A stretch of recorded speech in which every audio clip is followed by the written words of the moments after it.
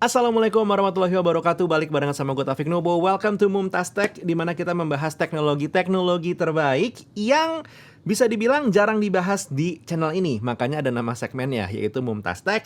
Dan kali ini kita akan ngebahas NAS, Network Attached Storage. Kenapa pilih NAS? Kenapa bukan external storage biasa? Kenapa tidak menggunakan jasa layanan cloud biasa? Kita bakal coba bahas. Tapi untuk reference device yang gue gunakan saat ini, itu adalah Synology DS920 Plus. So, let's talk about NAS dan juga let's talk about the Synology itself. Kalau misalnya lo seperti gue ya, noob banget di dunia NAS, awalnya gue cuma berpikiran NAS itu adalah kumpulan beberapa hard drive yang membentuk satu buah storage yang jadi besar. Walaupun emang in a way it's true, tapi NAS nggak berhenti di sana karena kata-kata network attached-nya mengartikan storage ini bisa diakses akhirnya oleh kita dimanapun selama terkoneksi dengan internet. Kesannya mungkin ngadi-ngadi banget barangnya gitu ya. Masa iya lo cuman pengen mengakses data aja harus bayar di depan semahal itu, padahal ada cloud yang gratis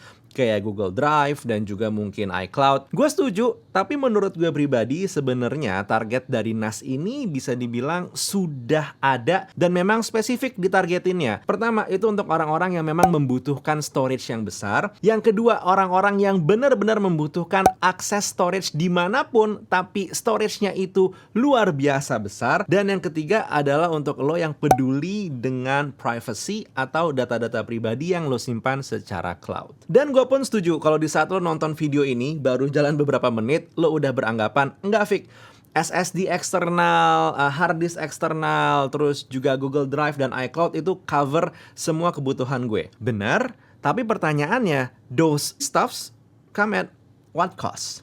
Gini, untuk external storage yang bentuknya fisik seperti SSD atau hard disk, gue setuju, it's easier and also a lot cheaper dibandingin dengan NAS. Tapi, satu hal yang biasanya gue lakukan adalah, si external hard disk ini dibawa kemana-mana sampai akhirnya penuh. Dan setelahnya, gue perlu memiliki satu buah tempat penyimpanan besar. Nah, ini biasanya pindah ke hard disk lain dan akhirnya menumpuk jadi banyak. Gue pun seringkali jadi lupa data yang ini ada di hard disk yang mana. Kalau lo sama kayak gue, high five.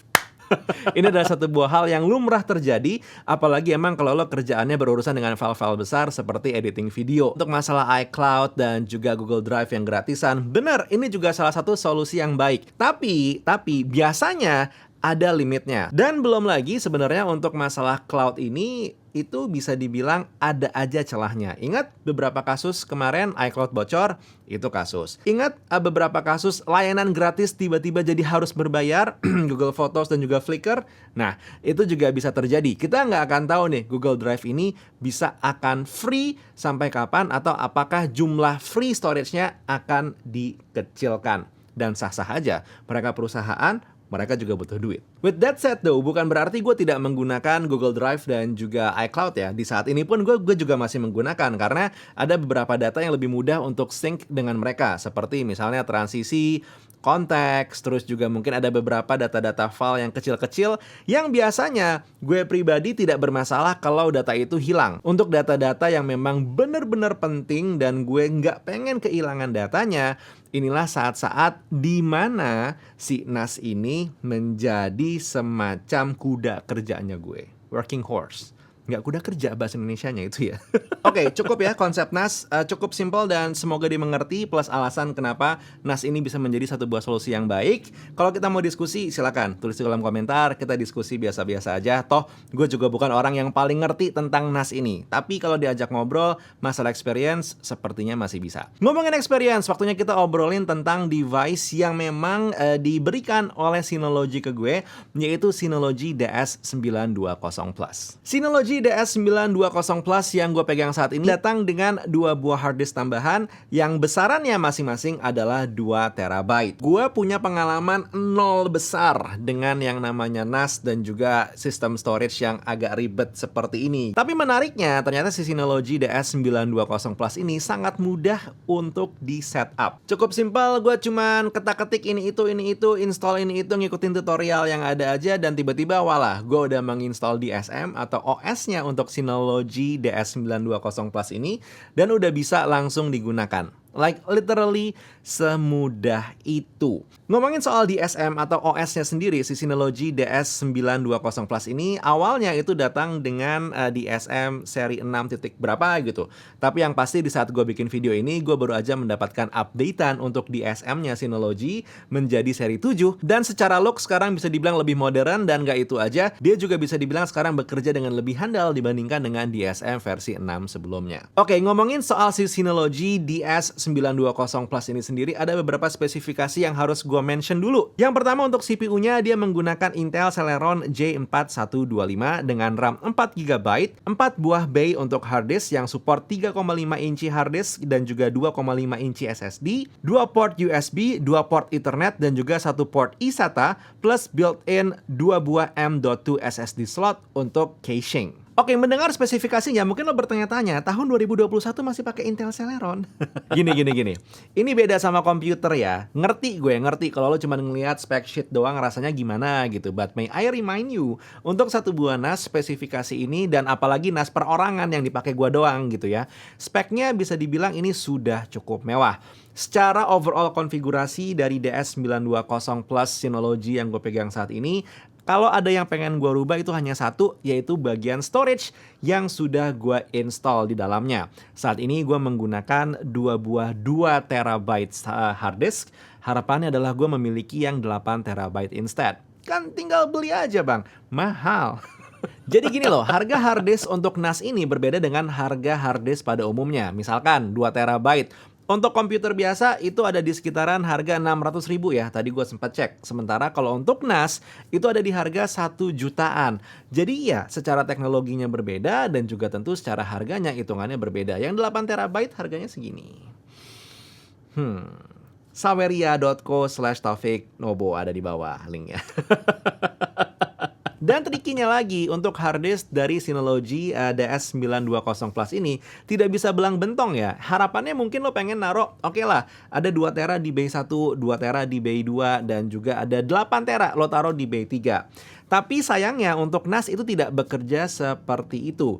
Jadi ujung-ujungnya kalau lo memaksakan membeli 8 terabyte dan lo taruh di bay 3 saat ini yang gue punya misalnya gitu ya, dimana yang lain sudah menggunakan atau jalan dengan sistem 2 terabyte. Akhirnya yang 8 tera yang lo beli dengan harga lumayan mahal ini itu hanya bisa dipakai 2 terabyte aja. Sementara sisanya yang 6 terabyte jatuhnya unusable. Ini bisa menjadi perhatian terutama buat teman-teman yang pengen beli NAS. Pastikan lo memilih atau berpikiran untuk kedepannya akan menggunakan storage sebesar apa. Kalau misalnya emang baru bisa beli NAS plus 1 buah storage 8 tera, nggak apa-apa. Beli 1 dulu aja sambil nantinya per tahun nambah 8 lagi, nambah 8 tera lagi, nambah 8 tera lagi. Jadi nanti ujung-ujungnya lo bisa menggunakan 3 kali 8 tera atau 24 terabyte untuk storage lo. Dan itu udah besar hitungannya. Tunggu dulu Fik, kalau bilang 3 kali 8, kan harusnya 4. Karena jumlah bay dari Synology DS920 Plus ini kan ada 4 bay. Benar, tapi begini loh. Kalau lo noob dalam dunia pernasan seperti gue, most likely lo akan setting semuanya by auto atau based on rekomendasi dari sistemnya itu sendiri. Sistem NAS yang gue gunakan, storage-nya menggunakan konsep SHR atau SHR. Itu adalah Synology Hybrid RAID. Apalagi itu? Jadi konsep simpelnya gini, saat ini gue punya 2 buah bay yang terpakai, dan bay 1 itu 2 tera, bay 2 itu juga 2 tera. Nah, jumlah storage yang gue miliki itu bukan 4 terabyte, melainkan hanya, tanda kutip, 2 terabyte. Karena bay 1 itu adalah main storage-nya, sementara bay 2 itu adalah backup dari bay 1. Kalau ada apa-apa ya ke backup ke bay 2, jadi datanya masih aman-aman aja. Nah, itu jawabannya ya. Tentu kalau lo mengisi semua bay-nya, nanti sistem RAID-nya akan berubah, bukan hanya menggunakan RAID 1 atau menggunakan SHR, lo bisa rubah nanti menggunakan RAID 5, apalagi itu RAID 5. Kasih waktu gue untuk bisa menjelaskan dengan lebih baik, tapi di video lain, tidak di video ini. Karena gue sendiri juga masih harus belajar lebih banyak. Setelah kita omongin di awal NAS itu apa dan kenapa NAS bukan hard disk dan juga cloud, terus juga kita omongin masalah Synology DS920 Plus-nya, kita sekarang akan ngomongin masalah experience. Kenapa sih? Apa sih yang membuat gue jadi tertarik untuk menggunakan si sistem NAS ini? Yang pertama, itu adalah satu buah fitur atau satu buah software bernama Synology Drive. Program Synology Drive ini memungkinkan lo untuk melakukan sinkronisasi folder antara komputer lo dengan NAS dan juga dengan komputer pihak ketiga jika memang ada. Kasusnya, misalkan gitu ya, lo seorang YouTuber sama seperti gue. Tapi lo tidak bekerja sendiri, lo juga punya satu orang editor. Bayangin seperti ini, lo punya satu buah folder gitu ya, isinya ada A-roll, talking head seperti ini, ada B-roll atau gambar shoot barangnya, ada audio-audio yang lo butuhkan, terus juga ada aset-aset lain tambahan, semisal font atau mungkin juga graphics yang emang pengen lo taruh di dalam video lo. Kalau lo tidak menggunakan sistem NAS, lo masih menggunakan cloud base yang ada di luar sana, lo akan bikin satu buah foldernya terus akan lo upload gitu ya. Setelah di-upload, lo nanti juga harus mengupload lagi project, terus setelah itu akan di-download atau sync menggunakan layanan pihak ketiga gitu ya sama si editor lo. Dan editor lo juga nanti setelah mengupgrade ini itu atau melakukan satu buah editing, harus upload lagi atau ngerubah projectnya lagi, masukin aset-aset yang berbeda, pokoknya panjang gitu. Lo dengar gue ngomong aja sekarang capek gitu kan. Nah, dengan fitur dari si Synology Drive ini semuanya berjalan dengan seamless. Pokoknya semua aset-aset yang lo butuhkan untuk edit video taruh di satu folder, dia akan secara otomatis sync dengan NAS, dan yang ada di NAS juga akan sync otomatis dengan komputer pihak ketiga, misalkan editor lo. Misalnya nih, editor lo juga menaruh project editannya itu di dalam folder yang sama ya, yang akan nge-sync ke NAS juga. Nah, ini menyenangkan banget karena misalkan dia kerja, dia ngedit dan segala macam, asetnya juga udah dia masukin semuanya, misal ada tambahan grafik dan segala macamnya di folder yang sudah synchronize dengan NAS. Begitu dia selesai, lo pengen ngecek hasil kerjaannya kayak gimana, lo tinggal membuka project yang sama di komputer lo dan deal, selesai. Tidak ada tambahan upload, tidak ada tambahan download, semuanya sync otomatis. Selama lo memiliki internet yang cepat, akan berjalan dengan aman. Jadi, kalau di masa depan nanti ada yang tanya, buat apa internet cepat? Ini fungsinya, Pak. Tapi Vic, gue bukan YouTuber, gue kerjaannya lain. Yes, ini baru satu buah case kecil aja, karena gue cukup yakin banyak kerjaan di sana yang perlu kolaborasi lebih banyak lagi. Jumlah filenya lebih banyak, ukuran filenya lebih besar. Bener-bener ini hanya satu buah case kecil aja. Toh, lo yang punya kerjaan juga dengan banyak file dan segala macamnya, gue yakin lo akan bisa menemukan workflow yang sama menariknya menggunakan Synology DS920 Plus ini. Tapi tentu yang namanya produk apapun tidak hanya untuk work case aja gitu ya. Ada juga yang bisa digunakan untuk kepentingan pribadi, terutama buat yang berhubungan dengan storage seperti foto gitu ya. Nah, si Synology ini by system dia punya satu buah software atau program ini bernama Synology Photos. Nah, ini sangat membantu banget. Gue tinggal install Synology Photos di dalam Synology DS920 Plus gue. Terus juga install di iPhone yang hanya 64 GB ini dan ternyata sudah kurang storage-nya gitu ya. Secara otomatis di saat gue ada di network yang sama dengan NAS gue, dia akan langsung otomatis mengupload foto-foto yang tadi baru gue ambil ke dalam storage. Jadi secara otomatis gue sudah punya backupan foto di dalam cloud gue sendiri. Yang ada di sini tinggal langsung gue hapus aja, dan di saat gue butuh sewaktu-waktu tinggal langsung download aja. Dan hal ini membuat gue merasa cukup sekali dengan si 64 GB ya. Kalaupun ada apa-apa atau ada foto-foto lama yang gue butuhkan, tinggal langsung ambil menggunakan si Synology Photos tadi. Tapi seperti biasa, tentu keputusan untuk membeli apakah butuh atau enggak, workflow-nya akan seperti apa kalau menggunakan NAS seperti Synology DS920 Plus ini, jatuhnya ujung-ujungnya ada di tangan lo sendiri. But may I remind you, kalau lo seorang kreator, apapun, nggak harus cuman kreator konten, lo seorang kreator yang sudah punya data mulai menumpuk, banyak hard disk ini itu dan segala macamnya tersebar di mana-mana, lo mungkin pengen memikirkan satu buah sistem yang centralized, yang juga nantinya bisa di backup, seperti Synology NAS ini ya, Synology DS920 Plus ini. Harganya menurut gue pribadi cukup terjangkau untuk kelasan personal, tinggal disesuaikan aja storage-nya akan bermain seperti apa.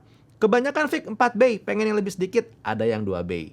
Pengen yang agak lebih banyak lagi, ada juga yang lebih dari 4 bay. Pokoknya balik semuanya ke budget masing-masing, but again, kalau lo seorang kreator sudah mulai bermain dengan data yang besar dan banyak, coba kulik-kulik bagian NAS. Gue tahu gue hanya mungkin menggaruk-garuk sedikit bagian kulit ari aja belum terlalu dalam. Banyak di luar sana yang sudah lebih dalam lagi. But if you need to ask, atau mungkin lo ada sesuatu yang pengen didiskusikan, silakan tulis di kolom komentar. Kita diskusi seperti biasa secara sehat. Dan terima kasih sudah menonton sampai sejauh ini. Buat sekarang Taufik Nubo undur diri. Assalamualaikum warahmatullahi wabarakatuh. Skadoosh.